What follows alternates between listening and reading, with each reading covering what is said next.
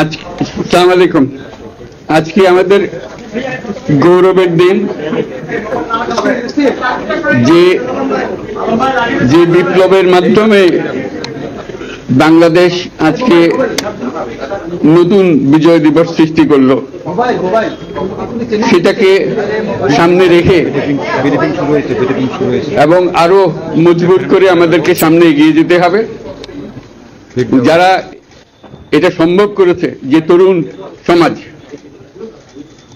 তাদের প্রতি আমি আবার সমস্ত প্রশংসা এবং কৃতজ্ঞতা জানাচ্ছি তাদেরকে। তারা আমার পাশে আছে।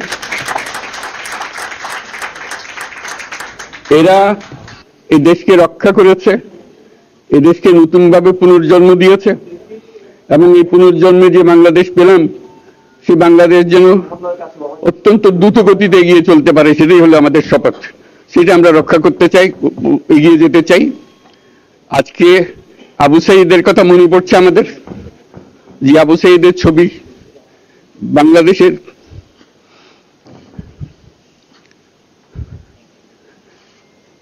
প্রতিটি মানুষের মনে গেঁথে আছে।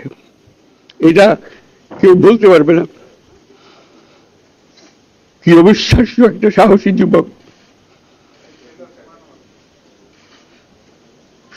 বন্দুকের সামনে দাঁড়িয়ে আছে, এবং তারপরে থেকে কোন যুবক, কোন যুবতী আর হার মানে নাই, সামনে এগিয়ে গেছে এবং বলছি যত গুলি মারো, মারতে পারো, আমরা আছি।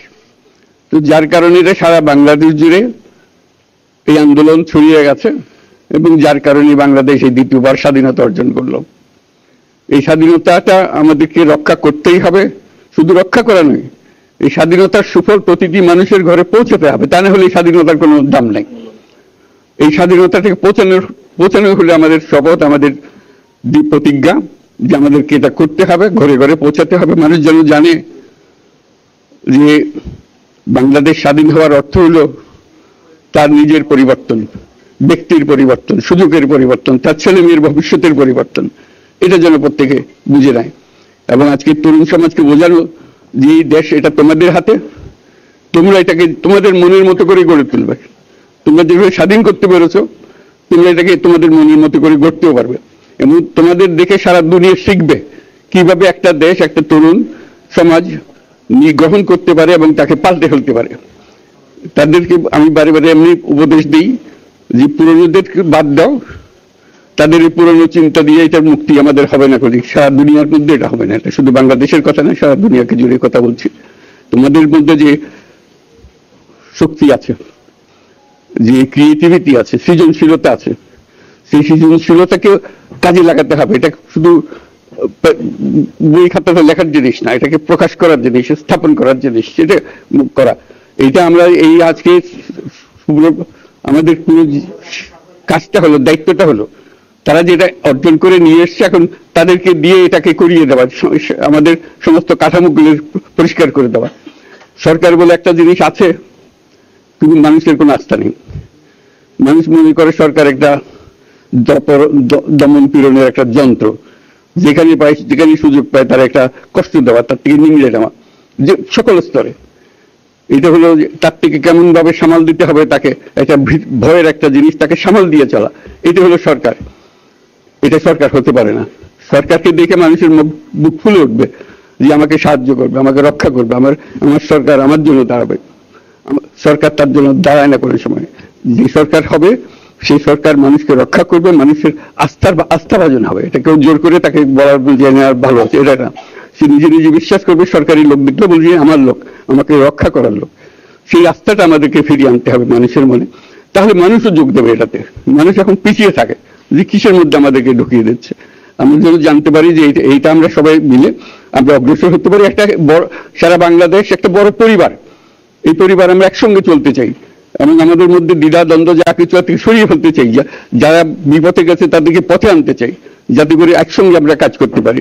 এর মধ্যে আমরা শুনলাম, আসার পথে শুনে আসছি যে এখানে আইন শৃঙ্খলা ব্যাঘাত হচ্ছে, মানুষকে আক্রমণ করছে, ঘর বাড়ি জ্বালিয়ে দিচ্ছে, সম্পদ জ্বালিয়ে নষ্ট করছে, চুরি করছে, দিয়ে যাচ্ছে, অফিস আদালতে আক্রমণ করছে, সংখ্যালঘুদের উপর আক্রমণ করছে। হিন্দু, বৌদ্ধ, খ্রিস্টান, আহমদিয়া সবার উপর আক্রমণ করছে। এগুলো হলো ষড়যন্ত্রের অংশ, এগুলো আমাদের বিষয় না। আমাদের কাজ হলো এটাকে রক্ষা করা, সবাইকে রক্ষা করা, এটাকে প্রতিটি মানুষকে, প্রতিটি মানুষ আমাদের ভাই, আমাদের বোন, তাদেরকে রক্ষা করা এবং আমাদের একটা শৃঙ্খলা ফিরিয়ে আসা। বিশৃঙ্খলা, সহিংসতা এগুলো হলো অগ্রগতির বড় শত্রু। আমাদের যে যাত্রা শুরু হলো সেই যাত্রার শত্রু, কাজে এই শত্রুকে যাতে রোধ করা যায়, তাদেরকে বুঝিয়ে শুনিয়ে হোক, তাদেরকে আইন শৃঙ্খলার হাতে দিয়ে হোক, এটা বোঝাতে হবে। তাকে মেরে পেটে এটা ঠিক না, আইন শৃঙ্খলা নিজের হাতে ঠিক না। তাকে আমাদের আইন শৃঙ্খলা বাহিনী এমন হতে হবে, তাদের হাতে সুপর্দ করলে আমরা নিশ্চিন্ত থাকবো তার একটা বিহিত হবে। এমনগুলো আমরা হাতে দিয়ে দিলাম, 2 টাকা দিয়ে আবার ছেড়ে দিল, এটা যেন আবার না হয়। আমাদের সেই আস্থাটা আমাদেরকে আনতে হবে। কাজে আইন শৃঙ্খলার এখন আমাদের প্রথম কাজ। এই আইন শৃঙ্খলা ঠিক না হওয়া পর্যন্ত এটা আমরা অগ্রসর করার জন্য পদক্ষেপ নিতে পারবো না। আপনারা আমার উপরে আস্থা রেখে আমাকে জানিয়েছেন, ছাত্ররা আমাকে আহ্বান দিয়েছে, সেটাতে আমি সাড়া দিয়েছি। দেশবাসীর কাছে আমার আবেদন, আপনারা যদি আমার উপরে বিশ্বাস রাখেন, আমার উপরে ভরসা রাখেন, তাহলে নিশ্চিত করেন যে দেশে কোনো জায়গায় কারো উপরে হামলা হবে না। এটা আমাদের প্রথম দায়িত্ব। এটা যদি আমি করতে না পারি, এটা আমার কথা যদি না শোনেন আপনারা, তাহলে আমার প্রয়োজন এখানে নাই। আমাকে বিদায় দেন, আমি আমার কাজে থাকি, সেখানে আমি ব্যস্ত থাকি। যদি আমাকে প্রয়োজন মনে করেন, তাহলে আমাকে প্রয়োজন মনে করলে আপনাদেরকে দেখাতে হবে যে আমার কথা আপনারা শুনুন। আমার কথা না শুনলে আমার কোনো প্রয়োজন নাই। আমার প্রথম কথা হলো, আপনারা বিশৃঙ্খলা থেকে দেশকে রক্ষা করেন, আপনারা সহিংসতা থেকে দেশকে রক্ষা করেন, যাতে আমরা যা আমাদের ছাত্ররা আমাদেরকে পথ দেখায়, সেই পথে আমরা এগিয়ে যেতে পারি। এটা একটা খুব সুন্দর দেশ হতে পারে, বাংলাদেশ একটা খুব সুন্দর দেশের সম্ভাবনাময় দেশ। কাজে এই সম্ভাবনাগুলোকে আমরা নষ্ট করে দিয়েছি। এখন আবার সেই বীজতলা আবার তৈরি করতে হবে, আবার আমাদেরকে জেগে উঠতে হবে। তারাই এই বীজতলা তৈরি করবে, তাদের হাত দিয়েই হবে, এবং তাদের দিকে আমরা তাকাবো এবং আমরা তাদের নির্দেশ মতে আমরা অগ্রসর হব। এখানে সরকারি কর্মকর্তা কর্মচারী যারা আছেন, সেনাবাহিনী, বিমান বাহিনী, নৌবাহিনী প্রধানরা যারা আছেন, তাদের প্রতি অনুরোধ, আমরা একটা পরিবার, এইটার মধ্যে যেন আমাদের গোলযোগ না হয়, আমরা একযোগে একসাথে চলতে পারি এবং আমরা তড়িৎ গতিতে একটা সুন্দর বাংলাদেশ গড়ার পথে এগিয়ে যেতে পারি। সেটাই আমার কামনা। আপনাদের সবার কাছে আবেদন, আমাদেরকে সেই সুযোগ দেন, আমরা সেই পথে আমরা যেন অগ্রসর নিজেই প্রশান্তি পাই। পৃথিবীর সবাই আগ্রহ করে তাকিয়ে আছে আমাদের দিকে। এখানে যখন ছাত্ররা রাস্তায় নেমেছে, পৃথিবীর সব জায়গা থেকে অভিনন্দন এসছে, যে তারা অবাক হয়ে গেছে। আমাদের তো গা শিউরে উঠেছে, প্রতিদিন যা হয়েছে অবিশ্বাস্য কাণ্ড। তাদেরও এটা স্পর্শ করেছে, তাদের তরুণরাও জেগে উঠছে আমাদের ছেলে মেয়েদের এই অভিজ্ঞতা থেকে, তাদের এই সংবাদ থেকে তারাও জেগে উঠেছে আমরা কি করতে পারি। কাজে আমাদের কাজ হবে এগুলো সম্পূর্ণ করা। আমরা আজকের থেকে শুরু করলাম, সেটা আশা করি আমরা দ্রুত গতিতে এগিয়ে যেতে পারবো। সবাইকে ধন্যবাদ।